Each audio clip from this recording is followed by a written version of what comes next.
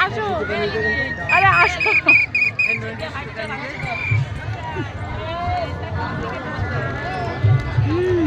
পাবলিকের মধ্যে দাঁড়িয়ে রয়েছে ঘরটার মধ্যে ঢুকে গেছে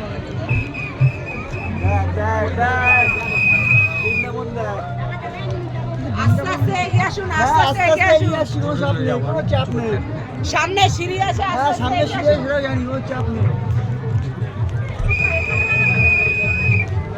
আমার একটু ভিডিও করুন